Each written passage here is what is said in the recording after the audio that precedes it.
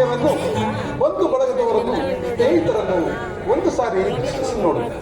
ನಿನ್ನೊಬ್ಬನ ಸಲುವಾಗಿ ಇಡೀ ಕುರುಕುಲವನ್ನೇ ಧ್ವಂಸ ಮಾಡುವೆ ಏಕೆ?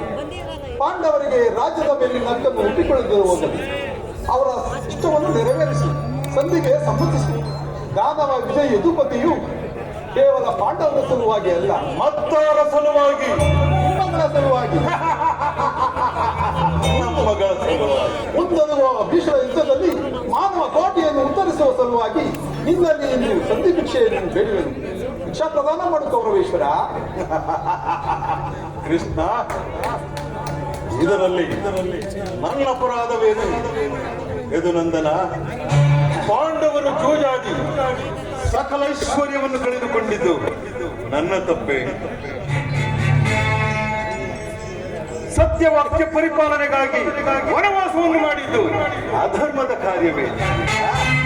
ಕೃಷ್ಣ, ಈ ವಿಶಾಲವಾದ ಸಾಮ್ರಾಜ್ಯವನ್ನು ಶಾಸನ ಮಾಡಲು ಈ ದುರ್ಯೋಧನನ ಹೊರತಾಗಿ ಮತ್ತಾರಿಂದಲೂ ಸಾಧ್ಯವಿಲ್ಲ.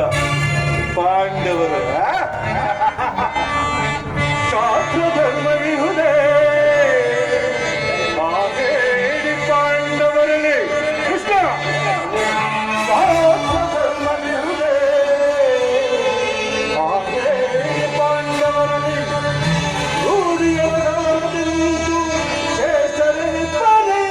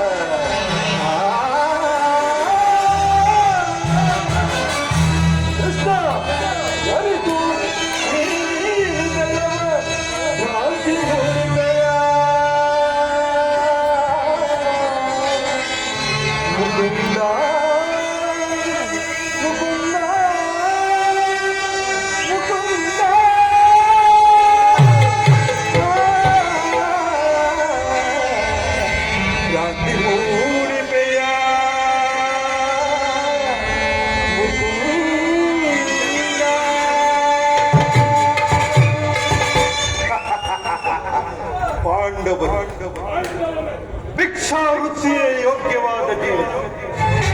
ಧರ್ಮ ಬೀರುಗಳಾದ ಅವರ ಕೈಯಲ್ಲಿ ಈ ವಿಶಾಲವಾದ ಸಾಮ್ರಾಜ್ಯವನ್ನು ಒಪ್ಪಿಸುವ ಕಾರ್ಯ ನನ್ನಿಂದಾಗದು. ಅವರು ಯುದ್ಧದ ಭಯವನ್ನು ತೋರಿವೆ ಯದುನಂದನ. ಯುದ್ಧ ಕ್ಷತ್ರಿಯನ ಧರ್ಮ, ಕಾಮ, ಅರ್ಥ, ಮೋಕ್ಷ, ಜೀವನದ ಏಕಮಾತ್ರ ಸಾಧನೆ. ಯುದ್ಧವೆಂದರೆ ಕ್ಷತ್ರಿಯನೆಂದಿಗೂ ಭಯಪಡುವುದಿಲ್ಲ, ಭಯಪಡಲಾಗದು.